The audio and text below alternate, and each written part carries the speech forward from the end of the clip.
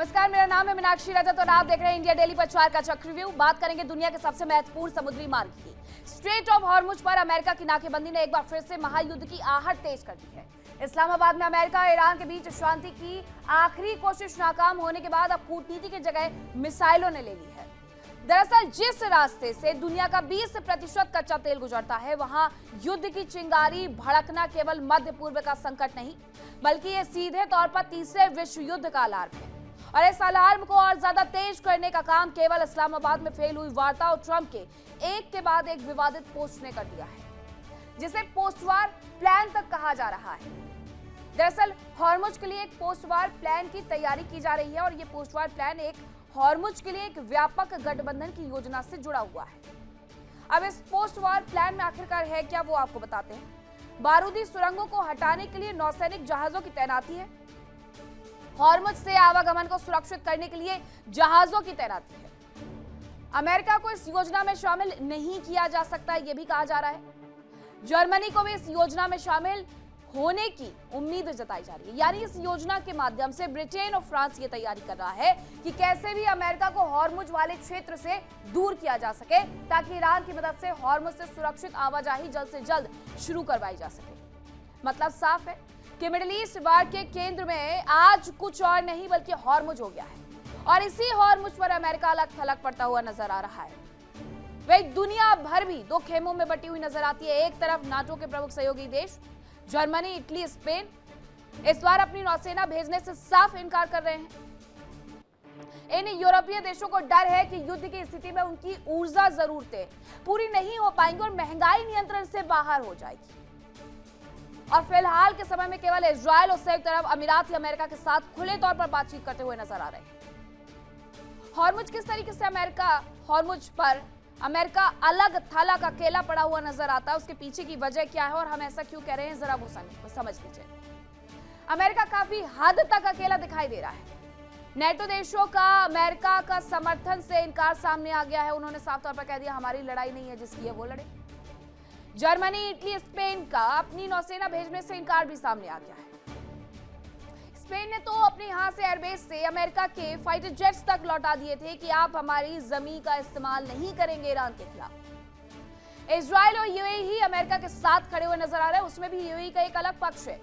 जब अमेरिका ये कहता है कि हमारा यूएई के ऊपर एहसान है और उन्हें हमारे सामने झुकना होगा, तो यूएई के भी मोहम्मद बिन सलमान जाकर के रशिया से मुलाकात कराते हैं।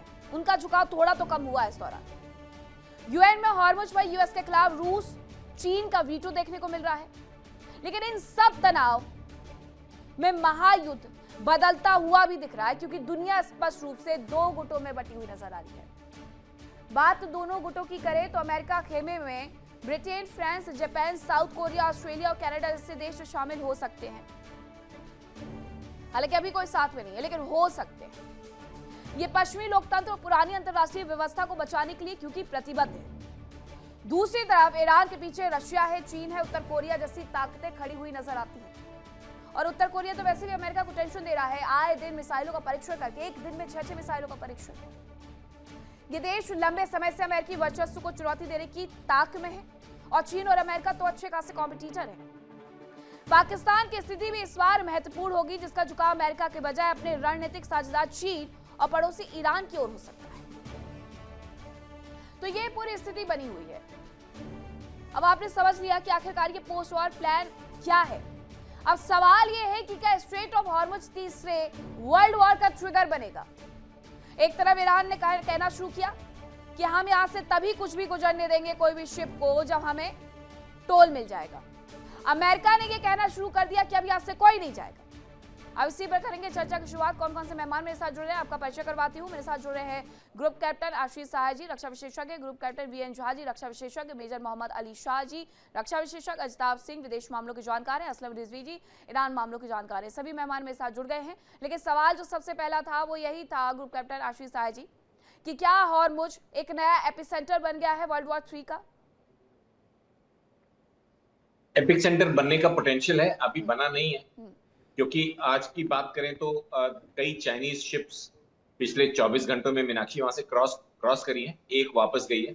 किसी को आर्म्ड तरीके से नहीं रोका गया है। अभी पूरी डिटेल्स नहीं आई है, लेकिन हाँ वहां पे एक और बहुत क्यूरियस बात यह है कि बहुत सी मेजर, आज एक बात हो रही थी, एक बहुत मेजर शिपिंग कंपनी के सीईओ ने बोला है कि उनकी करीब 16 शिप्स खड़ी हैं हॉर्मुज से पहले ईरान की तरफ, and he is not wanting to sell. वो कह रहे हैं रिस्की है, इसलिए हम वहां से बाहर नहीं निकल, हमें नहीं पता है कि कौन हमला कर देगा, हमें नहीं पता है कि माइंस कहाँ लगी हुई। तो ये जो रोक लगा रखी है अमेरिका ने और जो रोक लगा रही है आईआरजीसी ने, ये एक पहलू है। दूसरा पहलू है कि बहुत सी शिप्स, उनकी कंपनीज वहां से सेल करने में इंटरेस्टेड नहीं है, क्योंकि उनको एक रिस्क इन्वॉल्व दिख रहा है, और प्लस इंश्योरेंस का इशू तो पिछले 2 हफ्तों से 3 हफ्तों से चल रहा है कि अगर कुछ लॉस हो गया तो उसके पैसे, क्योंकि दिस इन्वॉल्व्स ह्यूज मनी। लेकिन अब जो चाइना ने बोल्ड होके अमेरिका को थ्रेटन किया है कि हमारी शिप्स को आप ना छेड़े, इसके बाद ये मामला थोड़ा इंटरेस्टिंग हो जाएगा। बिकॉज हमें अभी भी डिटेल्स नहीं पता है कि कल शाम को ट्रंप साहब ने प्राइम मिनिस्टर मोदी से क्या बातें की हैं हमारी एनर्जी सप्लाई को लेके। लेकिन हाँ, अब धीरे धीरे ये मामला डिफिकल्ट होता जाएगा मीनाक्षी। लेकिन सर, इस पूरे मुद्दे पर जिस तरीके से अमेरिका से बयान बदले जा रहे हैं उसका क्या? कल ये कहा गया कि हमने हमारे होते हुए वहां से 4 शिप भी नहीं गुजर पाए, हमने सभी को वापस लौटा दिया गया। आज ट्रंप कह रहे हैं कि हमने वहां से 34 शिप जाने दिए हैं। तो वो तो बार बार अपने जो बयान बदलते हैं, उससे दुनिया कितना भरोसा करे कि क्या अमेरिका के वहां रहने से दुनिया को कोई फायदा होगा? क्योंकि साफ कहा गया है कि ईरान की तरफ से जो भी शिप्स आएंगे हम उन्हें जाने नहीं देंगे, और हर कोई जानता है तेल और गैस लेकर के ईरान की तरफ से ही आना है, जो भी शिप को आना है। अगर सिर्फ मैप पे देखेंगे तो ये आसान लगता है मीनाक्षी, बट ऑन ग्राउंड ये बहुत डिफिकल्ट काम है। हॉर्मुज के ठीक बाहर जहां इनकी फ्लीट्स करीब 30, 40, 50 इन्होंने अपनी आर्म्ड फ्लीट्स खड़ी कर रखी हैं टू चेज एंड ट्रैक जो बाहर निकल रहा है। लेकिन इसका कोई बड़ा डिफाइंड प्रोटोकॉल अभी तक स्टैब्लिश नहीं किया है कि कैसे ये इसको इंटरसेप्ट करेंगे। एक बड़ी शिप को मीनाक्षी वहां से टर्न अराउंड करने में 3, 4, कई बार 6, 6 नॉटिकल माइल्स लग जाते हैं, which is a huge distance. और ये अमेरिकन फोर्सेस उनको चेज नहीं कर रही। तो जितनी शिप्स अभी अमेरिकन ऑब्जेक्शन के बावजूद निकली हैं वहां से, वो सिर्फ इसलिए कि दे कंटिन्यू टू सेल। बहुत हेवीली लोडेड शिप्स होती हैं, तो ये पता लगाना मुश्किल होता है कि वो वहां से टर्न अराउंड प्रोसेस कब शुरू करेंगे करेंगे या आगे सीधा चले जाएंगे। और चेज या फायरिंग के ऑर्डर्स शायद अभी सेंटकॉम ने नहीं दिए होंगे। उनका क्या डेफिनेट ऑर्डर्स है इस वॉर जोन में, ये हमें अभी एक्सेस नहीं है। लेकिन अभी तक की जी जी ठीक है। Group captain VN Jha ji, अगर हम मैप पर नजर डालते हैं तो ये जो नाकेबंदी है वो की गई है ओमान की तरफ से, कि ईरान से होकर के कोई भी शिप यहां से ना निकल पाए, उनके पोर्ट तरफ कोई शिप ना जाए, वहां से कोई शिप ना आए। लेकिन उस तरफ से अगर हम बात करते हैं तो क्या कतर के रास्ते और बाकी देशों के रास्ते तेल और गैस के जहाज वहां से हॉर्मुज से गुजर सकते हैं? और अगर गुजर सकते हैं तो क्या अमेरिका बेसिकली उन तमाम मिडिल ईस्ट कंट्री को सहयोग करते हुए नजर आ रहा है जिस पर ईरान कल तक वार कर रहा था? मीनाक्षी, आपकी आवाज थोड़ी सी कम आ रही है, जरा पीसीआर से अपनी ये चेक करवा लें। ठीक है। जहां तक आपके सवाल का मैं जवाब देना चाहूंगा, लेकिन देखिए ये स्थिति बहुत स्पष्ट नहीं है। एक्चुअली अगर कहूँ तो ये दिनानुदिन अस्पष्ट होती जा रही है, क्योंकि जैसे आपने अपने इंट्रोडक्शन में कहा था कि जितने सारे कंट्री एक साथ में आके स्ट्रेट ऑफ हॉर्मुज में जो माइंस बिछे हुए हैं, इसको निकालने का या इसको इसको नाकाम करने का कोशिश करेंगे, तो ये तो वही बात होगी जो ट्रंप ने कहा था। ट्रंप ने इन सारे कंट्रीज को, खास करके यूरोपियन यूनियन से कहा था, अपने नेटो के, कि आप आए और स्ट्रेट ऑफ हॉर्मुज से जो डीमाइनिंग का काम है वो शुरू करें। मती के याद रखिए, ये जो स्ट्रेट ऑफ हॉर्मुज है, इसमें आज के दिन में आप अगर चाहें, अगर ईरान लोगों को अटैक करना चाहे तो वो अपने आर्टिलरी से अटैक कर सकता है। आर्टिलरी, छोटे ड्रोन, इसके लिए मिसाइल की जरूरत नहीं है। और वो आर्टिलरी शेल्स जो आएंगे, आप जानते हैं कितने भयानक होते हैं ये तो आप इंटरसेप्ट भी नहीं कर पाएंगे। तो क्या ये जो नेटो की कंट्री है यूरोप के, क्या वो यहाँ पे वॉर लड़ने के लिए आ रहे हैं? क्योंकि अगर ईरान नहीं चाहेगा कि वो सारे माइंस वहां से निकाले जाएं, जो ऑब्वियसली आज के दिन में ईरान नहीं चाहेगा, क्योंकि उसने अपना जो लरक आइलैंड को जो स्कर्ट करते हुए एक चैनल है उसको खोल रखा है, जहां पे वो डायरेक्टली निगरानी कर सकते हैं, डायरेक्टली एक कंट्रोल रख सकते हैं। तो उसको वो छोड़ना नहीं चाहेंगे, क्योंकि ईरान का सीधा सीधा अभिप्राय है कि उसकी जितनी लॉस हुई है, जितना उसको कॉम्पनसेशन मिलना चाहिए, अमेरिका नहीं देने वाला है। अमेरिका की हिस्ट्री ऐसी रही है, चाहे आप वियतनाम की बात कर लीजिए, आप जापान की बात कर लीजिए जब वो न्यूक्लियर बॉम्ब गिराए गए थे, अफगानिस्तान की बात कर लीजिए, इराक की बात कर लीजिए, अमेरिका कॉम्पनसेट नहीं करने वाला है। तो ये कॉम्पनसेशन कहाँ से आएगा? तो इसीलिए ईरान ने ये अपना रास्ता तरीका खोज लिया है कि लड़क आइलैंड से स्कर्ट करते हुए सारे शिप जाएं, सब $1 पर बैरल करके एडिशनल पे करते जाएं। और इसमें लोग विलिंग भी हैं, जितने कंट्री जो ऑयल लेके आ रहे हैं वहां से, वो समहाउ विलिंग भी हैं, क्योंकि रिस्क जितना है कि बिना अगर ये लगानी कह लीजिए वसूली, अगर ये बिना पे किए हुए वो अगर आना चाहते हैं तो उनके ऊपर हमला होगा। और हमने देख लिया है कि 7 शिप ऑलरेडी जल चुके हैं इसमें। तो वो नहीं चाहेगा कि ऐसा वो रिस्क ले। इसीलिए क्या ये जो सहमति बन रही है कि हम सब मिलके जाएंगे और स्टेट को जाके डीमाइनिंग करेंगे, मुझे नहीं लगता कि ऐसी कोई अभी ओपिनियन बनी है। और ये ओपिनियन बड़ी दिक्कत भरी लग रही है, क्योंकि आज के दिन में सिर्फ ईरान ही नहीं गला घोंट रखा है, अमेरिका भी गला घोंट रखा है। और अमेरिका का जो जो गला घोंटने का जो तरीका है, जो उन्होंने गैग किया हुआ है, ये इतना भयंकर है कि उन्होंने कहा है कि अगर कोई शिप किसी तेल वाहक जहाज को एस्कॉर्ट करते हुए जा रहा है, कोई नेवी शिप, तो हम उसके ऊपर में अटैक करेंगे। मतलब अगर कल को मान लीजिए इंडिया अपनी एक ऑयल शिप को एस्कॉर्ट करते हुए आ रही है, अगर अमेरिका ने इंडियन नेवी के शिप पे अगर हमला किया तो इंडिया तो चुप नहीं बैठेगी। जिस शिप ने भी वॉर किया है, हमला किया हुआ है, उसका जवाब देगी। एक शिप डूबेगा, दूसरा शिप डूबेगा। यही this is the needs of third world war, जो बहुत सारे एक्सपर्ट आपको बहुत दिनों से कह रहे हैं। बिल्कुल और बिल्कुल, कल कोई नहीं परसों में रोकेगा जो सर, चाइना जरा ने जो किया हुआ है, ठीक है। चाइना ने अपने पहले 6 शिप को वापस बुलाया, जी लेकिन बाद में ये भी पता चला कि उसके 6 शिप बाहर भी निकले हैं। तो ये बड़ी अस्पष्ट स्थिति वहां की है। कुछ भी अभी डिसीजन करना बहुत मुश्किल वाला काम है, और मामला काफी पेचीदा है। चाइना से मीनाक्षी, क्या सीधे सीधे, मेजर अली शाह आप जवाब दीजिएगा इसका, क्या चाइना से सीधे सीधे अमेरिका उलझने की कोशिश कर रहा है? बहुत अच्छे से अमेरिका जानता है कि इस पूरे मुद्दे पर ईरान के साथ चाइना खड़ा हुआ है। चाइना की तरफ से कई सारी ऐसी सैटेलाइट दी गई हैं जो कि अमेरिकी एयरबेस को स्पाई करते हुए नजर आती है मिडिल ईस्ट में।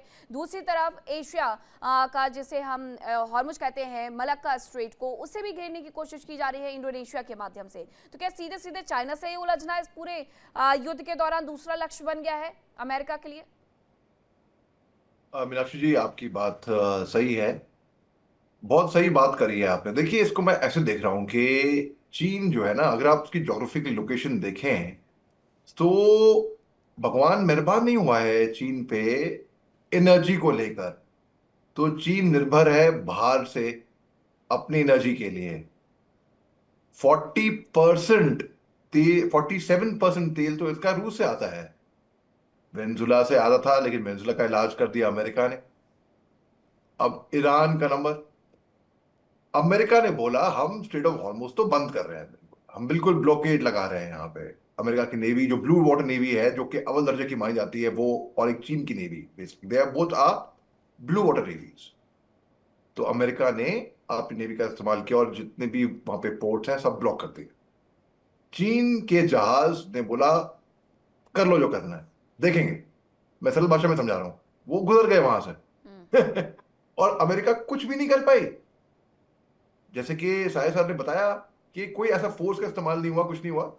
अब वहां चीनी शिप्स निकल गए, फिर भी चीन जहाज फिर भी वहां से पोर्ट से जा रहे हैं। हालांकि अमेरिका ने सख्त कहा था कि झंडा किसी का भी हो, कोई भी नेशनैलिटी का हो, कहीं का भी हो, सारे शिप्स वहां पे ब्लॉकेड है। अब डोनाल्ड ट्रंप साहब को आप देखिए, आप, बड़ा मजाहिया बात है ये किस्सा मीनाक्षी जी। जब स्ट्रेट ऑफ हॉर्मुज खुला हुआ था ना, युद्ध से पहले तो खुला हुआ था जी, बंद करवाया, जब बंद था तो खुलवाया, खुलवा के फिर बंद किया। अब जब बंद है तो कह रहे हैं मैं फिर बंद करूंगा। अरे आप करना क्या चाहते हैं पूछने लग गए हैं सर कि डिमेंशिया हो गया है या फिर मैडमैन थ्योरी चल रही है। हाँ बिल्कुल, अब ये बात सही है। जहां पर एक तरफ उनकी मैडमैन थ्योरी या डिमेंशिया हो गया, क्या हो गया है, वहीं पे दूसरी तरफ पे अगर आप देखें तो खुशखबरी की बात भी है।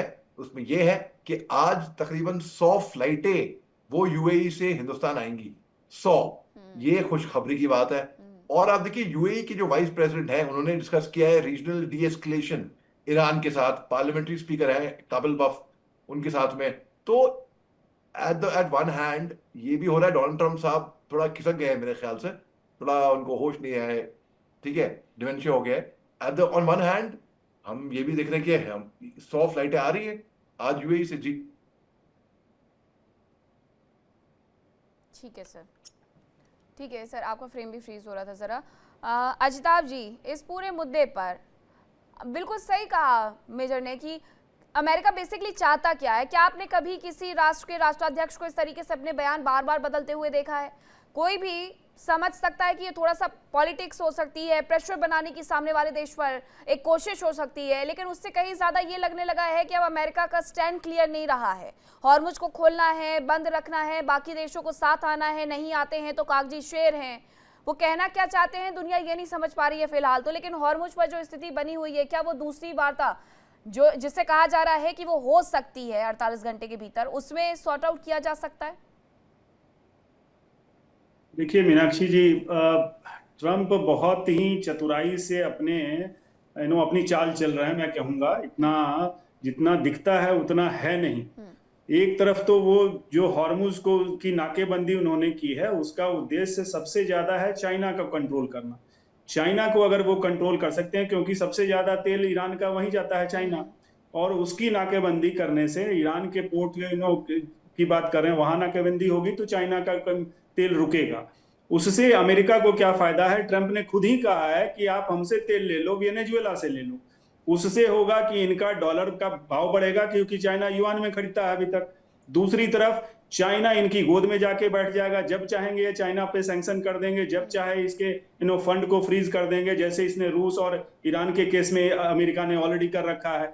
और जब चाहेंगे तेल की सप्लाई भी बंद कर देंगे। तो एक तो इनकी ये मंशा है कि चाइना को हम किसी तरह से इधर कंट्रोल करें। दूसरी तरफ वर्ल्ड को भी एक तरह से एड्रेस करना है, प्राइस जो इतना हाई हो रहा है उसको रोकना है। लेकिन देखिए इसका रिपरकशन क्या हो सकता है, जो अभी हमारे को पैनलिस्ट भी बोल रहे थे कि चाइना रिएक्ट करेगा। चाइना रिएक्ट करेगा तो उसका क्या हो सकता है? क्या चाइना के शिप को ये रोक लेंगे? अभी तक तो खबरें आ रही हैं कि कई शिप उसके गए हैं। क्योंकि अगर चाइना के शिप को ये रोकेंगे तो सबसे पहले तो एक ये ट्रेड पे रोक होगी, जो इंटरनेशनल मैरीटाइम एसोसिएशन है उसके रूल के अगेंस्ट होगा। ये एक तरह से वॉर क्राइम की तरफ जाएगा। लेकिन इस बार तो बहुत सारे वॉर क्राइम हो गए ना सर, मानते थोड़ी हैं वो। लेकिन अब चाइना का रोल आप देखिए। हाँ। अब यहाँ पे देखिए अभी हुआ और चाइना के साथ होगा। चाइना तो सीधे कहा है कि हमारी सॉवरेनिटी के साथ, हमारी संप्रभुता पे आप चोट कर रहे हो। चाइना रिएक्ट करेगा। चल कल को चाइना व्हाट इफ अपनी नेवी यहाँ पे डिप्लॉय कर दे, व्हाट इफ इनका जो बॉन्ड लेके रखा हुआ अमेरिका का, ढेर सारा बॉन्ड खरीद के रखा हुआ चाइना बॉन्ड इनका बेचना शुरू कर दे, सीधे डॉलर की वैल्यू गिर जाएगी। चाइना अपना रेयर में अर्थ मिनरल से सप्लाई करना पूरी तरह से अमेरिका को बंद कर दे, क्या करेंगे अमेरिका? इनका डिफेंस प्रोडक्शन भी रुक जाएगा। तो कई जगह से अमेरिका को कब्जे में लेने की चाइना पूरी तरह से तैयार है। और अगर ये दोनों की नेवी, माइंड कीजिए दोनों यहाँ पे न्यूक्लियर आर्म्ड कंट्रीज हैं, तो अगर इस तरह से ये आमने सामने आते हैं और अमेरिका वो दिख रहा है इस तरह से, तो फिर तो विश्व युद्ध होना ही होना है। और इसमें चाहे रूस तो इनके साथ है, उधर नॉर्थ कोरिया इनके साथ है, ईरान ऑफ कोर्स इसमें साथ देगा, सब लोग खाल खाए हुए हैं। और इस बीच नेटो, ईयू जितने भी आप हैं वो कोई सब तमाशा देखेगा, कोई भी अमेरिका के सपोर्ट में नहीं आने को है। तो अमेरिका निश्चित रूप से इस तरह की, ये मास्टर स्ट्रोक कहा जा रहा था इनका, ये मास्टर ब्लंडर हो रहा है ट्रंप की वजह से। और इससे सबसे ज्यादा लॉस अमेरिका को ही होने जा रहा है और अमेरिका गिरफ्त में आता जा रहा है। बिल्कुल, इसीलिए अमेरिका छटपटा रहा है कि कुछ भी करे इस युद्ध से बाहर निकल करके आए। हाँ, वो झुकना भी नहीं चाहते हैं, वरना सबसे बुरे राष्ट्रपति भी बन जाएंगे कि अगर आज तक कोई राष्ट्रपति नहीं झुका तो ट्रंप कैसे झुक गए हैं। अब जरा रिजवी जी ये बताइएगा कि ऐसा कैसे हो सकता है कि आपके घर के बाहर कोई ताला लगा दे, दूसरा ये कहे कि ना कोई अंदर जाएगा ना बाहर जाएगा, और आप चुपचाप बैठे रहें। ईरान चुपचाप कैसे बैठा हुआ है हॉर्मुज के मुद्दे पर? जी नमस्कार। बहुत अच्छा सवाल है आपका कि ईरान खामोश क्यों है, ईरान बोल क्यों नहीं रहा है। उसकी वजह यह है कि जो सीजफायर घोषित की है अमेरिका ने, ईरान उसका पालन कर रहा है। लेकिन कोई आपके घर पे घेर नहीं सकता है। सीज फायर का मतलब ये थोड़ी है कि आपकी नाकेबंदी कर दी जाए, आपके यहाँ पर एक चौकीदार बैठा दिया जाए। जी, मैंने इस सवाल का जवाब ईरान फोन करके लिया था थोड़ी देर पहले जी। जब आपके ऑफिस से ये फोन आया कि आपको इस प्रोग्राम में शरीक होना है। तो मैंने करंट सिचुएशन के लिए ईरान फ़ोन किया और वहाँ जो हमारे सूत्र हैं उनसे मैंने बात की कि भाई ईरान इस वक्त क्या कर रहा है और अमेरिका कहाँ तक कामयाब हुआ है। तो उन्होंने जो बात बताई है वो वर्ड टू वर्ड मैं आपके सामने पेश करना चाहता हूँ, जी। आपके लिए, आपके पैनलिस्ट के लिए और आपके जो दर्शक हैं उनके लिए। ईरान ने जो इसके जवाब में कार्रवाई की है वो ये है कि छोटी-छोटी जो नाव है, हम्म। इसके अंदर छोटे-छोटे रॉकेट्स हैं, उन्होंने उसके ऊपर रख दिया है और ये खुद से चलती है, इसमें किसी को बैठने की ज़रूरत नहीं है। हम्म। जैसा कि हम जानते हैं कि बहुत नज़दीक अमेरिकन वारशिप खलीज फ़ार्स में, गल्फ़ में आ चुकी है, बहुत करीब आ चुकी है। अमेरिका को मालूम था कि अगर हम इतना करीब जाएँगे तो ईरान रिएक्ट नहीं करेगा, क्योंकि अभी ईरान ने खुद सीज़ फायर को मान लिया है। इसलिए ईरान ने चारों तरफ से अमेरिका को घेर रखा है। अबू मेहदी जो इनकी मिसाइल है, कदीर मिसाइल है, ये सारी जो है उनके निशाने के ऊपर है, इनके जो बोट्स हैं निशाने पर है। इसलिए आपने देखा होगा कि अमेरिका भी कोई सख्ती नहीं कर पा रहा है। उसने ये सोचा था कि हम नाकेबंदी करेंगे, ब्लॉकेड के ज़रिए से ईरान को घुटने पर लाएँगे, लेकिन ऐसा नहीं हुआ। ईरान पूरी ताकत के साथ अमेरिका का साइकोलॉजिकली वार में मुकाबला कर रहा है। ये ठीक है, वार नहीं है, फिज़िकली वार नहीं है, लेकिन साइकोलॉजिकली वार तो बहरहाल है। इसलिए अ, अगर तुम जो है डाल-डाल तुम्हें पात-पात ईरान ने इस हिकमत अमली और रणनीति के ऊपर अमल किया है और आप जैसे कि आपके पैनलिस्ट ने भी कहा और पूरी दुनिया ये कह रही है कि एक मर्तबा फिर अमेरिका बेइज्जत होते हुए नज़र आ रहा है। ख़ास तौर से डोनाल्ड ट्रंप की जो रणनीति थी कि इसके ज़रिए वो ईरान को झुका देगा, इसमें वो कामयाब नहीं हो पाया। और सबसे बड़ा काम जो चाइना ने किया, चाइना ने भी अपना मैसेज खुलेआम अमेरिका को दिया है कि अगर यहाँ पे तुम्हारी दादागिरी चली तो मैं खुद इन्वॉल्व हो सकता हूँ। इस इलाके में जंगल राज नहीं चलेगा। ये स्पष्ट रूप से चाइना ने मैसेज दे दिया है। इसलिए हम ये कह सकते हैं कि ईरान जो है बहुत ही एहतियात के साथ और बहुत ही सलीके से वो यहाँ पर अपना काम अंजाम दे रहा है। जैसा कि हमारे पैनलिस्ट ने भी ईरान की तारीफ की है और मुझे ऐसा लगता है कि कुछ होने वाला नहीं है। ये सब कुछ जो है उस बादल की तरह है जो गरजता तो है लेकिन बरसता नहीं अब है। देखते हैं कितना बरसेगा, एक किसके बाद क्या होता है। लेकिन इन सब के बीच में एक बयान फिर से डोनाल्ड ट्रंप का आया है, ग्रुप कैप्टन। उनकी तरफ से ये कहा जा रहा है कि मैं चीनी राष्ट्रपति को पत्र लिख चुका हूं कि वो इस पूरे मुद्दे पर किसी भी तरीके से हथियार ना पहुंचाए ईरान को। यानी सबसे बड़ा जो डर था कि हॉर्मुज के रास्ते चीन अपना इस्तेमाल कर रहा है शिप्स को भेजने के लिए, सिर्फ वहां से तेल लेने के लिए नहीं बल्कि उन्हें हथियार पहुंचाने के लिए, उस पर ब्रेक लगाया गया है। ये तो काफी दिनों से मीनाक्षी, मेरे ख्याल पिछले 25-30 दिनों से ये वार्निंग अमेरिका की तरफ से जा रही थी। जब वो एक शेडी सी न्यूज आई थी कि 20-22 Chinese aircraft, huge aircraft land किए थे तेहरान में। उस समय से अमेरिका को कुछ सस्पिशन थे और राइटली, क्योंकि चाइना ईरान से डायरेक्टली लैंड से भी कनेक्टेड है। ये वाटर रूट तो अमेरिका ने मॉनिटर कर रखे हैं, लेकिन लैंड से कनेक्टिविटी है चाइना की ईरान से डायरेक्ट। तो उस पे भी अगर कुछ हो रहा होगा तो आई रियली डोंट नो। लेकिन हाँ, ये वार्निंग बिल्कुल ऐप्ट समय पे है, क्योंकि ईरान इंटेलिजेंस शेयरिंग भी कर रहा है। और एक मेजर हमला जो सऊदी पे हुआ था, जो बहुत प्रिसाइज हमला था, जिसमें अमेरिका का एक एवैक सिस्टम $1 बिलियन, कई बिलियन का एक system, radar system airborne damage हुआ था। वो उस तरह का अटैक ईरान खुद से करने की क्षमता में नहीं था, क्योंकि उनके सारे सैटेलाइट सिस्टम्स को डिसफंक्शनल किया हुआ था।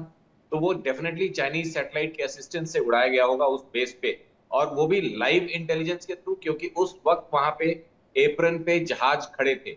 वही जहाज जो बीच बीच में आधी रात को या अर्ली मॉर्निंग एयरबॉर्न हो जाते हैं बम्बार्डमेंट करने के लिए, उनको सपोर्ट देने के लिए रेडार सिस्टम एयरबॉर्न हो जाते हैं।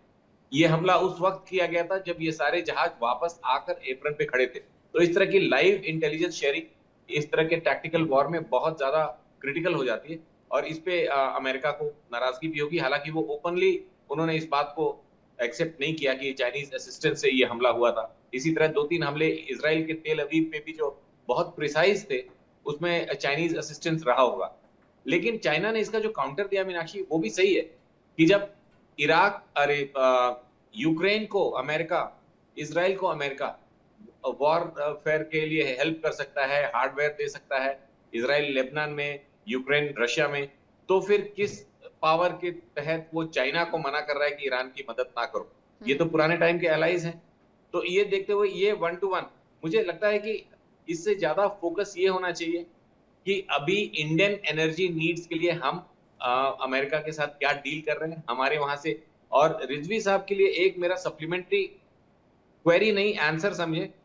रिजवी साहब, ये जो ब्लॉकेड है ना, ईरान अगर कुछ भी तैयारी कर रहा है तो कुछ ज्यादा ही लंबी तैयारी कर रहा है। एक्शन का टाइम है। उनका मिलिट्री डैमेज हुआ, उनका इंफ्रा डैमेज हुआ, नेस्तनाबूद होने के कगार पे हैं।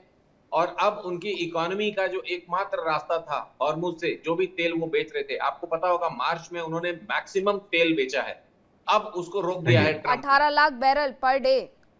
जी। और अब उसको सडनली रोक दिया है। तो अब लास्ट बचा था कि पेट्रोल से कुछ इकोनॉमी रिवाइव कर दें। और ट्रंप का मीनाक्षी कॉन्ट्रडिक्शन देखिए, इसी 45 दिनों के दौरान उन्होंने ईरान के सैंक्शंस हटाए कि तुम अपने तेल बेच लो। इफ यू रिमेंबर, शुरू के हफ्ते में जब लड़ाई हो रही थी तो ईरान के ऊपर उनके पेट्रोल सेल के लगे हुए सैंक्शंस को अमेरिका ने विड्रॉ किया था। तो ये किस तरह की स्ट्रेटजी करके ट्रंप चल रहे हैं, आई फेल टू अंडरस्टैंड। लेकिन फैक्ट है कि हॉर्मुज को अगर तुरंत नहीं खोलेंगे तो हमारी कंट्री को लेके प्लस बहुत से अफ्रीकन कंट्रीज, चाइना, उनका सीरियस क्रिटिकल क्राइसिस फिर से शुरू हो जाएगा जो बीच में रिलीज होने लगा था। और ईरान की तो पूछिए मत, उनकी इकोनॉमी पे एक ऐसा फुल स्टॉप लगेगा कि उनको भी इससे रिकवर करने में दशकों लग जाएंगे मीनाक्षी। बिल्कुल, लेकिन ये कहा भी जा रहा था सर कि अगर यहाँ से वो बात ये कह रहे हैं कि हम पैसे वसूलने वाले हैं, group captain VN Jha ji आप इसका जवाब दीजिएगा, कि हम यहाँ से कोई कर लेने वाले हैं, टैक्स लेने वाले हैं, तो उसका इस्तेमाल भी वो अपने आप को बनाने के लिए ही करने वाले थे। लेकिन पूरी दुनिया ये सवाल पूछ रही थी कि दुनिया क्यों उस बात का भुगतान करेगी।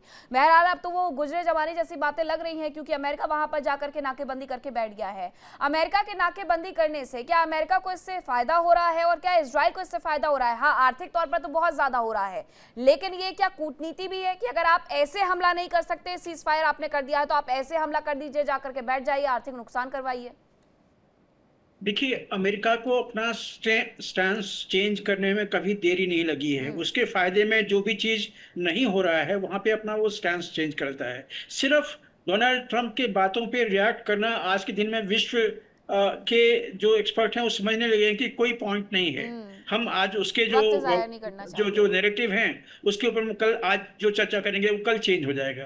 तो डोनाल्ड ट्रंप को छोड़ दीजिए, लेकिन यूएसए एज अ स्टेट जो भी यहाँ पे एक्शन ले रहा है उसका असर तो पड़ेगा, और उसका असर ऐसा पड़ेगा कि इसलिए मैंने आपको कहा था this is the needs of the third world war, मतलब न्यूक्लियस, ये जो केंद्र है ये यही चीज है। क्योंकि अगर मान लीजिए चाइना ने अमेरिकी वार्निंग को इग्नोर कर दिया तो अमेरिका क्या करेगा? क्या उसके शिप पे वो अटैक करेगा? अगर अटैक करेगा तो अभी इमीडिएटली एक डिस्ट्रॉयर जो चाइना का है वहां पे ग्वादर में खड़ी है, उसके एक सबमरीन वहां पे ग्वादर में खड़े हैं, और उसको वहां से फिर जहां भी उसके फोर्सेस हैं, नेवल फोर्सेस, याद रखिए आज के दिन में चाइना नंबर 1 है न्यूमेरिटिकली नेवल फोर्स में।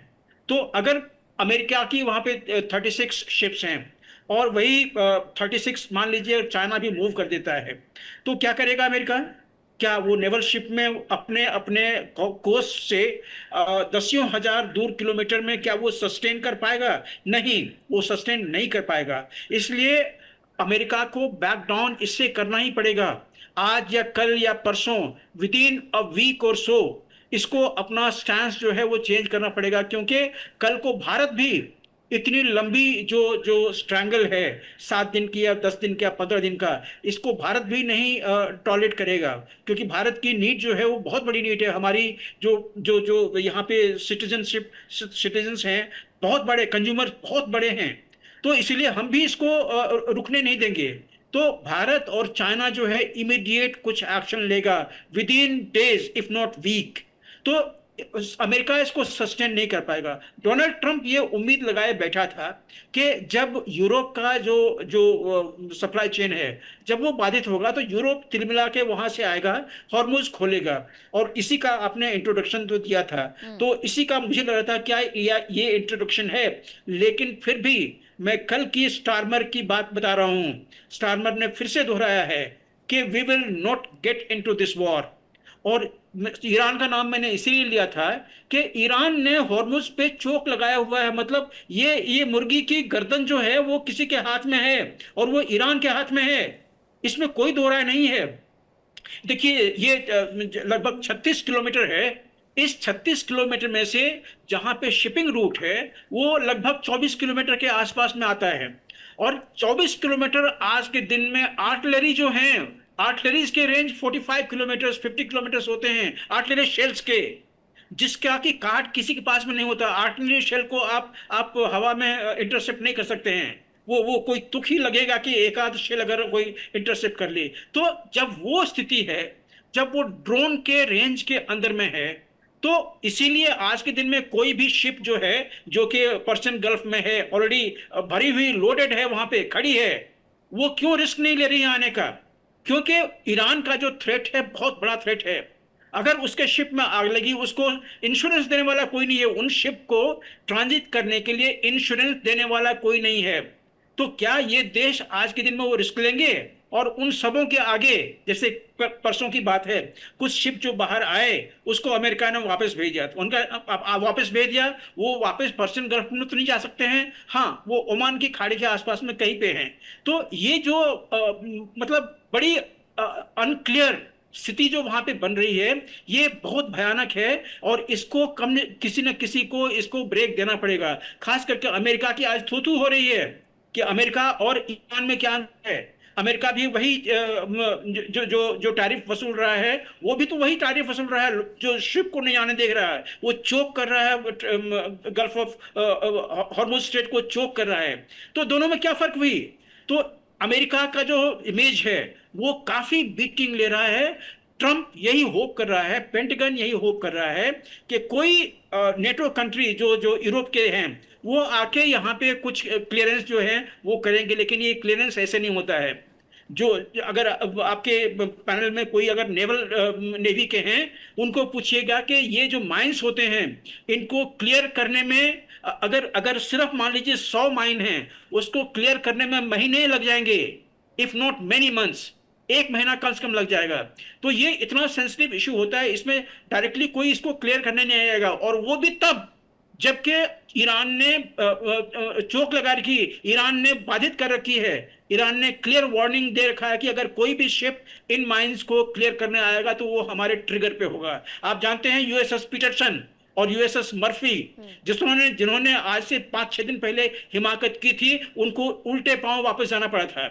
तो इसीलिए ये इतना आसान नहीं है। हम लोग चाहे कुछ भी कर लें, मैं भी थोड़ा सा, जो आपके स्पोक पर्सन है जो कि ईरान की बात कर रहे थे, मैं भी थोड़ा सा उनसे ये चीज सहमत नहीं रहता हूं कि वो ये यहाँ पे आके मीडिया पे बताएं कि छोटे छोटे बोट में उन्होंने ये चीजें डाल रखी है जिससे कि अटैक करेंगे। नहीं, वो खैर तस्वीरें भी सामने आई हैं, वो तस्वीरें हम लगातार दिखा भी रहे थे जब रिजवी जी कह रहे थे, वो खबरें क्योंकि आ चुकी हैं ऑलरेडी। मेजर शाह, जरा ये बताइएगा कि चाइना के जितने भी जहाज हैं, अभी तक जितना वहां से खबरें आ रही हैं वेस्टर्न मीडिया के हवाले से या ईरानी मीडिया के हवाले से, उसमें ये बताया गया है कि चाइना के ही कल के कल अमेरिका की आंखों के सामने से 10 जहाज निकले हैं। जैसे पहले केशव द्वीप पर ले जाया गया और उसके बाद हॉर्मुज के रास्ते बाहर भेज दिया गया। हॉर्मुज पर अमेरिका के हजारों सैनिक तैनात रहे, बावजूद इसके वो चाइना को नहीं रोक पाए वहां से गुजरने के लिए। तो क्या इसके पीछे की वजह एक साउथ चाइना सी भी है जहां से 33% व्यापार होता है पूरी दुनिया का? जी हाँ, आपकी बात बिल्कुल, इसके पीछे एक वजह ये भी है। दूसरी वजह ये है, तभी कहते हैं चालबाज चीन, शातिर चीन। चीन को पता है कैसे निकलना है।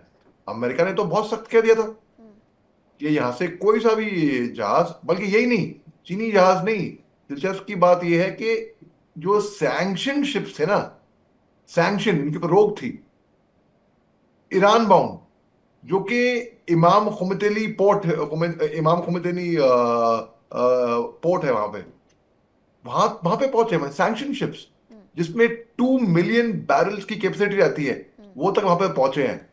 तो ईरान ने तो साफ कह दिया कि भाई ये तो हमारे टेरिटोरियल वाटर्स में जाता है। अब जाता है कि नहीं जाता है वो अलग बात रही। ईरान ने ऐसा कहा, उस पर रिएक्ट किया हिंदुस्तान, अमेरिकन एम्बेसडर जो हिंदुस्तान में है उन्होंने रिएक्ट किया। सर्जियो गौर ने कहा कि ये ईरान पूरी दुनिया के लिए क्या सरदर्दी कर रहा है, ये दादागिरी कर रहा है, दोस्त जमा रहा है अपना। तो इस तरीके से तो बिल्कुल अब तो चीनी जहाज जो वहां से गए हैं, एक तो साउथ चाइना सी एक वजह है, दूसरी वजह उन्होंने रिस्क भी लिया। ठीक है, ओके, आप में तो आप ब्लू वाटर नेवी हो, हम भी ब्लू वाटर नेवी है भाई। ब्लू वाटर नेवी यानी कि अपने समुद्री तट से बाहर जाकर जो ऑपरेट करता है और बड़ी तादाद में, कर लो जो करना है, आप देखते हैं और निकलते गए। तो ये बेइज्जती की बात है कि नहीं है? आपके नाक के सामने आपने ऐलान कर दिया कि यहां से कोई नहीं गुजरेगा, फिर भी चीनी शिप तो अलग अलग, अरे सैंक्शन शिप्स जिन पे आपने रोक टोक लगा रखा है। ऐसा कहा गया था ना कि तीसरा विश्व युद्ध जब होगा ना वो पानी के पीछे होएगा। अब पानी की कमी हो रही है, क्या हो रहा है ये मालूम नहीं, लेकिन तीसरा विश्व युद्ध पानी के ऊपर होएगा। अब 19 तारीख को यहाँ पर ही दिल्ली में एक निरंजन हो रहा है, एक जैसे कि ट्राइथल होता है वैसे ही। तो वो पानी कंजर्व वाटर के लिए हो रहा है वो बेसिकली। और पानी की बात करें तो फिर इसराइल ने जो जहरानी रिवर है साउथ लेबनान की तरफ को, वहां पे लोगों को बोल रखा है खाली करने के लिए, यानी कि इसराइल कोई तगड़ा ऑपरेशन वहां पर करने वाला है। हाँ। अब हिजबुल्ला लेबनान की तरफ से भी बयान आया है। हसन ने बोला है, मिस्टर हसन ने बोला है कि देखिए इसराइल कॉम्पनसेट करने की कोशिश कर रहा है, वो चाहता है कि एक डायलॉग करे हमारे साथ।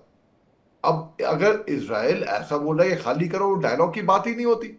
तो खबरें तो आ रही हैं तरह तरह की, तू मैं अभी हो रहा है, इंफॉर्मेशन वॉरफेयर भी बहुत हो रहा है।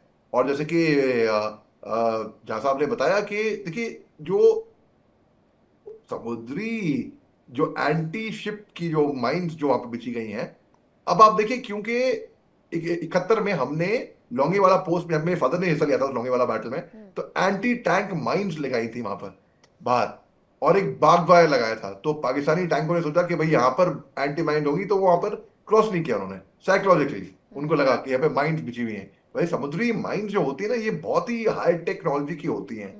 इनको अगर एक दिन में, एक हफ्ते में नहीं क्लियर होगी, दिन दिन महीने लग जाएंगे उसको क्लियर करने में। और कहां पर होगी वो माइंड मालूम नहीं, वो तो खतरे ईरान है के खाली मामले नहीं। में तो कहा भी जा रहा है बहुत सारी पानी की तेज बहाव के साथ बह गई हैं, बहुत सारी वो ट्रैक नहीं कर पा रहे हैं कि आखिरकार कहाँ है। अजताब जी, चीन एक आंख में आंख डाल करके अमेरिका की वहां से अपने शिप्स निकालते हुए नजर आ रहा है। एक देश ऐसा भी है जो दरिया बिछाते रह गया और उन्हीं को आंख दिखा करके अमेरिका ने यू टर्न करवा दिया है। पाकिस्तान की बात कर रही हूँ मैं। ऐसे छोटे छोटे देशों के लिए खड़े हुए हैं क्या ये कि पाकिस्तान के जहाज नहीं जाने देंगे, बांग्लादेश के नहीं जाने देंगे, चीन और भारत तो निकाल के ले ही जाएगा? देखिए यहाँ पे मीनाक्षी जी, पाकिस्तान और चाहे जिस देश की बात की जाए, सबका ये उद्देश्य है कि हॉर्मुज को कंट्रोल में रखा जाए, चाहे अमेरिका हो। अमेरिका ने तो साफ साफ पहले भी कहा है कि हॉर्मुज को ईरान और अमेरिका आपस में बांट लें और वहां से उगाही करें, लगान लें। इस तरह के भी उन्होंने अपनी मंशा पहले भी ट्रंप ने जताई है।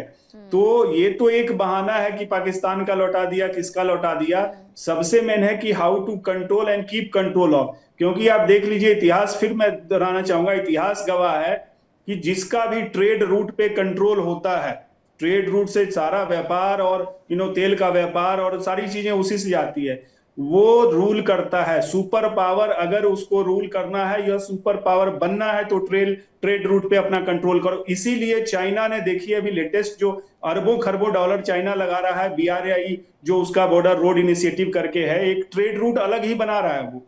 अभी इंडिया, यूरोप और इजराइल सब मिलके, आपने सुना होगा, एक नया रूट बनाने की बात हो रही है जिसमें तुर्की को अलग हटाया जाए और सऊदी इंडिया इजराइल के थ्रू वो रूट बनाने की बात हो रही है। तो ऐसे ऐसे कई हैं, क्योंकि आप देख लीजिए पुर्तगाल, नीदरलैंड की बात कीजिए, इंग्लैंड की बात कीजिए, सारे लोगों का पावर कम हुआ, एलई छोड़ के चले गए, पैसा उनका लुट गया, उनका कंट्रोल खत्म हो गया जैसे ही उनके ट्रेड रूट से कंट्रोल खत्म हुआ। इसीलिए अमेरिका कोशिश कर रहा है मलक्का से लेके हॉर्मुज तक वो किसी ना किसी रूप में, और इसी की वजह से अमेरिका का देख लीजिए आज पूरे दुनिया में पता नहीं ज्यादा ये हमारे जो कैप्टन लोग हैं, ये आर्म फोर्सेज, वो कंफर्म करेंगे।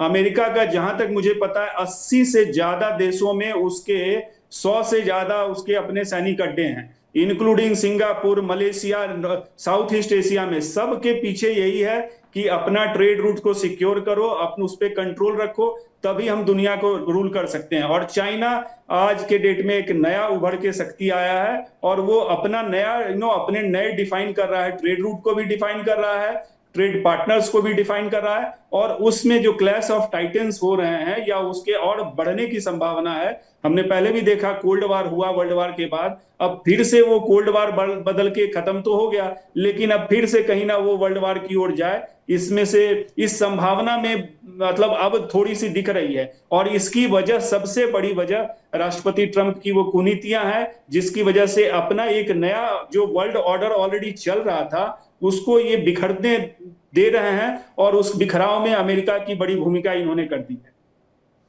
ठीक है, अब रिजवी जी क्या लगता है आपको कि आप लोग भी मतलब यानी ईरान भी इस बात का इंतजार कर रहा है कि किसी तरीके से बातचीत के माध्यम से इसे सुलझा लिया जाए? कुछ दिनों का और मेहमान है अमेरिका हॉर्मुज में, उसे रह लेने दिया जाए, कहीं ऐसा तो नहीं सोच करके बैठा हुआ है ईरान? बिल्कुल आप सही कह रही हैं कि इस वक्त ईरान अमेरिका को अपना मेहमान मान रहा है और मेहमान नवाजी इस तरह से कर रहा है कि उसकी तरफ कोई ऐसा अटैक और हमला नहीं कर रहा है। मेरे बहुत अच्छे मित्र, मेरे भाई आशीष भाई ने एक बात कही अभी कि ईरान को अटैक करना चाहिए या जवाब देना चाहिए, क्योंकि अगर ऐसे ही उसका तेल रुका रहा तो उसके लिए भी प्रॉब्लम बन सकता है।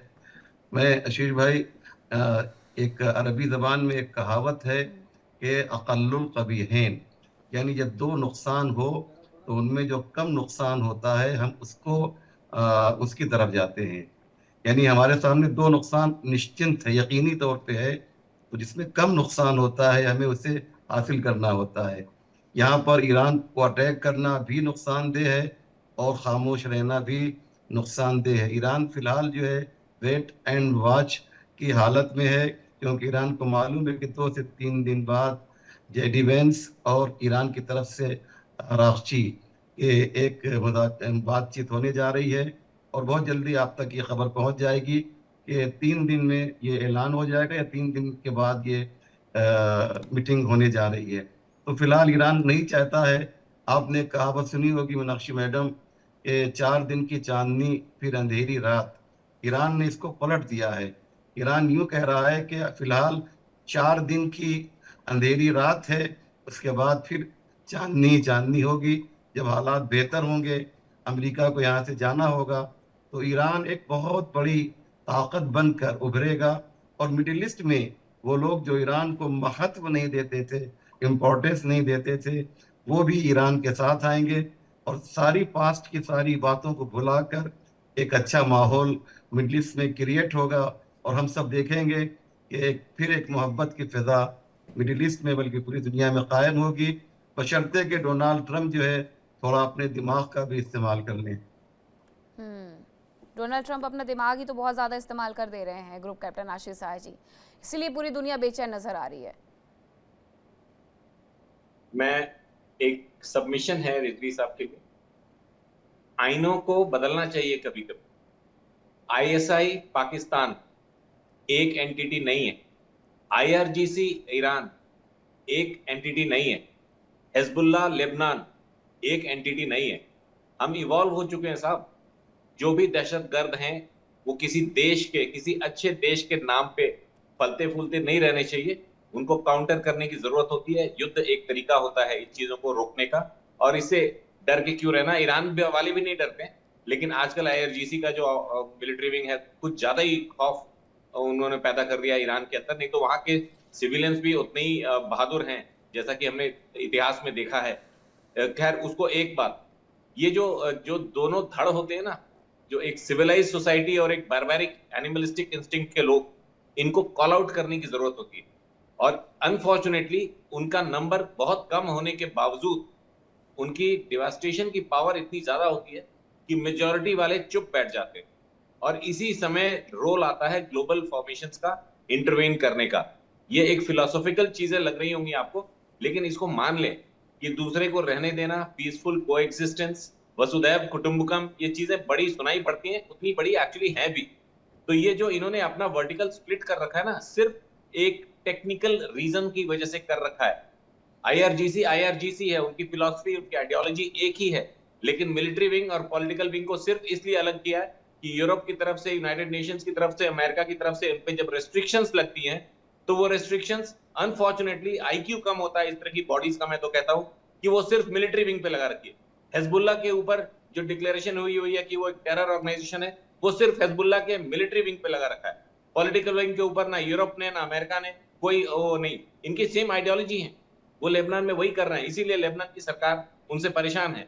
तो ये टाइम है इस समय 2026 में कि इंटरनेशनल बॉडीज को terror and terror supporting proxies के ऑर्गेनाइजेशंस को कॉल आउट करना चाहिए, क्रश करना चाहिए, ताकि वर्ल्ड में पीस प्रिवेल करे और उनके अपने लोग जो डर के, खौफ के साए में जिंदा रहते हैं, उनको कुछ सांस लेने की इजाजत मिले, उनको अपने तरह से जिंदगी जीने की इजाजत मिले। जी मीनाक्षी।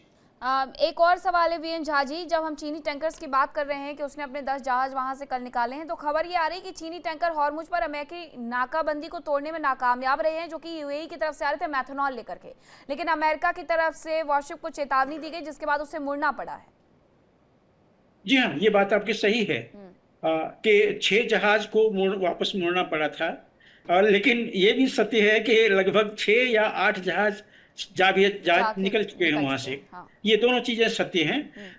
अभी जो हमारे कैप्टन साहब बता रहे थे कि जो हिजबुल्लाह की स्थिति है या कोई भी रेडिकल ऑर्गेनाइजेशन जब कोई कॉल देता है, तो इसके बारे में बहुत पहले से ही लोग बातें कर रहे हैं।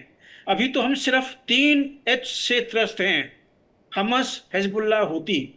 इसमें कोई दो राय नहीं कि हमस ने जो 7 अक्टूबर को जो काम किया था वो बिल्कुल एकदम जेनोसाइडल काम था। हिजबुल्लाह जिस तरह से अपना चार्टर बना रखी है वो बिल्कुल जेनोसाइडल है। लेकिन भाई सिर्फ हिजबुल्लाह, हूती और हमस पे आपका ध्यान क्यों है? याद कीजिए अबू सयाफ, अल बद्र, अल बल्क, अल फरान, अल कायदा के डिफरेंट विंग्स और उसके रीजनल एफिलिएट्स, अल शबाब के रीजनल एफिलिएट्स, बोको हराम, अल नुसरा, हक्कानी नेटवर्क, हरकत ग्रुप, सारे उसमें आते हैं। तो ये सब जो हैं, आईसिस इंक्लूडेड, यहाँ पे पाकिस्तान में भी 64 जिहादी ऑर्गेनाइजेशंस हैं, जिसमें के 12 जो हैं वो इंडिया सेंट्रिक हैं, लेकिन बाकी जो हैं वो उनका ग्लोबल अप्रोच है। सिर्फ 2-3 को छोड़ के, एक तो आप जानते हैं कि पाकिस्तानी को ही खा रहे हैं और कुछ जो हैं वो बलूचिस्तान के हैं। तो ये सिर्फ 3H नहीं है, बहुत सारे जिहादी ऑर्गेनाइजेशंस हैं जो कि मानवता के खिलाफ अपना काम कर रहे हैं और दुनिया इसको सह रही है। आप डोनाल्ड ट्रंप के उस बयान पे जाइए जब उन्होंने नाइजीरिया पे हमला किया था कि ये जिहादी ऑर्गेनाइजेशंस वहां के क्रिश्चियंस को डेंजर पहुंचा रहे हैं, उनको नुकसान पहुंचा रहे हैं। अरे भाई, सिर्फ वहां पे नहीं है, आप देखिए ना बोको हराम ने क्या क्या किया है, अबू सयाफ ने क्या क्या कर रखा है, सोमालिया में कितने सारे ऑर्गेनाइजेशंस हैं जिन्होंने तबाही मचा रखी है मानवता के खिलाफ। तो ये सारे ऑर्गेनाइजेशंस हैं, सूनर और लेटर पूरे विश्व को इनके ऊपर में ध्यान देना पड़ेगा, नहीं तो उसके हो सकता है कि उसके सिर्फ एग्जांपल देता हूं, जैसे बोको हराम है, उसके सिर्फ 3 या 4 हजार उसके एक्टिविस्ट जो है, एक्चुअल एक्टिव जो एक्टिविस्ट हैं वो 4000 हैं टेररिस्ट, लेकिन उसने तबाही मचा रखी है। कितनी बार स्कूलों से 100 के 100 लड़कियों को उन्होंने ले लिया और पूरा का पूरा जो उनका सिक्योरिटी तंत्र था उस देश का, उसको बाधित कर दिया, किसी को आने नहीं दिया, अपने गाड़ियों में उन लड़कियों को भरी और कहां चले गए? हवा में गायब हो गए। कुछ एक्शंस हुए हैं, लेकिन ये सब चैलेंजेस हैं मानवता के लिए। तो आज हम लोग सिर्फ ईरान की बात कर रहे हैं। ईरान में आईआरजीसी जो है वो आयतुल्लाह के सुरक्षा के लिए है, वो एक अलग विंग है, आईआरजीसी का अलग कैडर है। लेकिन हमस हिजबुल्लाह नहीं, हमस तो है, हमस जिहादी हैं, उन्होंने जिहादीपन का काम दिखाया हुआ है इसराइल के खिलाफ में। हिजबुल्लाह का जो मैंने कहा ना, जो उनका जो क्रक्स है, उनका जो एथिक्स है, उनका जो स्लोगन है, वो ज्यूस को खत्म करने का है। देख लीजिए उनको, ये तो आपको सरासर देखने को मिलेंगी। तो कब तक इसको आप बर्दाश्त करेंगे? हमारे भी खिलाफ भारत के खिलाफ में देखिए रिजवी पाकिस्तानी जी ने कुछ कहना किन चाह किन रहे हैं, रिजवी जी आपकी बात पर कुछ रिएक्ट करना चाह रहे हैं। ईरान जंग नहीं चाहता है, लेकिन ईरान की तरफ से ये भी कहा जा रहा है कि उसे दबाव बिल्कुल भी मंजूर नहीं है, हम दुनिया के सामने या अमेरिका के सामने घुटने नहीं टेकने वाले हैं। रिजवी जी। देखिए, मैं ये बात स्पष्ट कर दूं कि हमास ने जो किया है अक्टूबर में 2023 में जो किया है वो गलत किया है, लेकिन 48 के बाद से लेकर 2023 तक अगर आप इजराइल की हिस्ट्री देखेंगे तो लाखों लोगों को इजराइल ने मारा है। 1200 जानें जो ज़ाया हुई हैं। मैं दिल से जो है उनको उनके लिए दुआ करता हूँ कि अल्लाह उनको शांति दे। लेकिन उससे पहले जो 48 से लेकर 2023 तक इजराइल ने फिलिस्तीनियों को वहां से उनके घरों से बाहर किया। फिलिस्तीन एक कंट्री था, इजराइल कोई कंट्री नहीं था। और उनको वेस्ट बैंक में उन्होंने यहूदियों की कॉलोनियां बसाना शुरू की, जबकि पूरी दुनिया ने इसकी मुखालफत की। उसके बाद भी इजराइल नहीं माना। ऐसे इजराइल को आप लोग की तारीफ करते हैं और हमास हमास इजराइल गजा में तो कोई हुकूमत थी ही नहीं एक तरह से देखा जाए। तो हमास ने इजराइल के जुल्म से बचने के लिए एक छोटी सी फौज तैयार की उसका मुकाबला करने के लिए।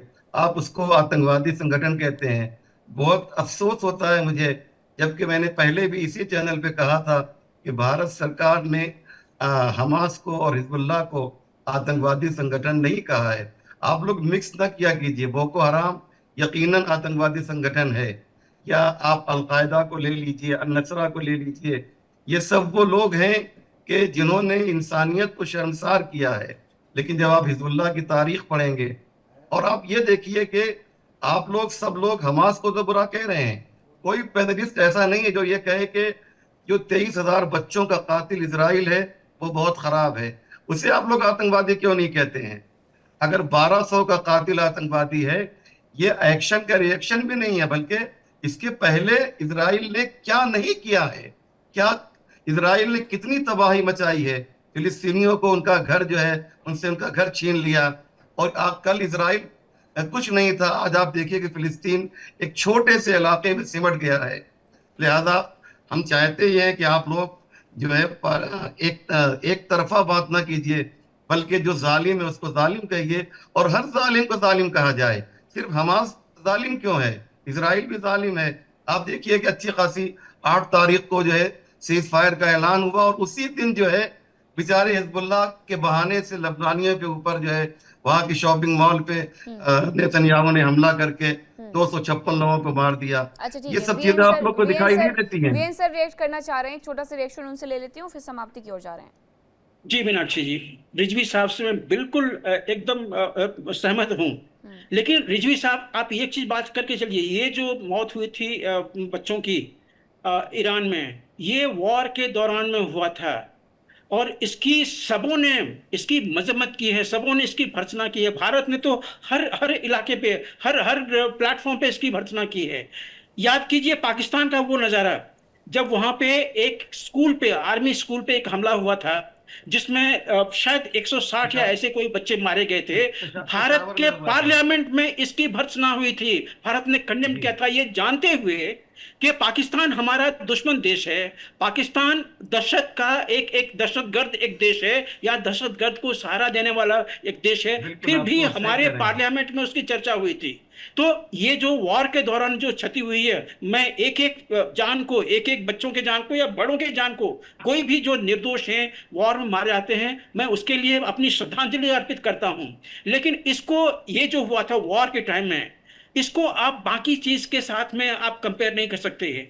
हमास ने जो 7 अक्टूबर को किया था उसका कोई मिसाल आप ये 1946 से 2023 तक नहीं दे सकते, कोई कंपैरिजन नहीं है। अरे जाके दूसरे देश में कोई जाके देश- लड़कियों की इज्जतें लूट लेना, उसको इज्जत लूट के उसको जला देना, उसके लाश के साथ में मतलब किसी भी आतंकी एकदम घटना बर्बरी को करना। नॉर्मलाइज नहीं किया जा सकता है, किसने कम बिल्कुल, किया किसने ज्यादा बिल्कुल। किया कह करके। ये खबर ये आ रही है बताइए सर, एक खबर आ रही है, शेयर कर देती हूँ अपने दर्शकों के साथ कि सूत्रों के हवाले से बड़ी जानकारी है। सीज फायर डेडलाइन खत्म होने से पहले बड़ी खबर, 2 हफ्तों तक और बढ़ सकता है युद्ध विराम। बातचीत के लिए दोनों पक्ष तैयार है, सूत्र ये कह रहे हैं। न्यूक्लियर, हॉर्मुज और मुआवजे पर इस दौरान चर्चा हो सकती है। जैसा कि कहा भी गया था कि आने वाले वक्त में ये बातचीत होगी, 2 दिन के भीतर ये बातचीत हो सकती है, ये संभावनाएं थी। लेकिन दूसरी तरफ अब कहा यह जा रहा है कि बातचीत के लिए 2 हफ्तों तक इस युद्ध विराम को और बढ़ाया जा सकता है। मेजर अली शाह जी, एक छोटा सा रिएक्शन। जी, बात बिल्कुल सही है, ऐसा हो सकता है अगर बातचीत हुए, बिल्कुल। और इस जब तक ये चल रहा है तब तक साउथ कोरिया को आप देखिए। अब साउथ कोरिया ने 270 मिलियन बैरल्स का क्रूड ऑयल भी अब स्ट्रेट ऑफ हॉर्मोज से वहां से निकालने में सफल हो गए हैं। उनकी जो चीफ स्टाफ हैं प्रेसिडेंट के, कांग हुन सिंह, उन्होंने सिक्योर किया है ये वॉल्यूम, और ये भी कहा है कि ये 3 महीनों बिल्कुल, साउथ उनकी कोरिया तरफ से पहले से भी की एहतियात ऊर्जा को लेकर के खास तौर पर बरतने शुरू कर दिए गए थे। लोगों को बताया जा रहा था कि कितना बिजली का इस्तेमाल करना है, कितना पानी का इस्तेमाल करना है। बहुत धन्यवाद सर आप सभी का, वक्त इतने की इजाजत देता है। वक्त एक छोटे से ब्रेक का, कहीं मत जाएगा। इंडिया डेली अब आपके स्मार्ट टीवी पर भी मौजूद है। इंडिया डेली 24/7 अब इन सभी प्लेटफॉर्म पर लाइव देखें।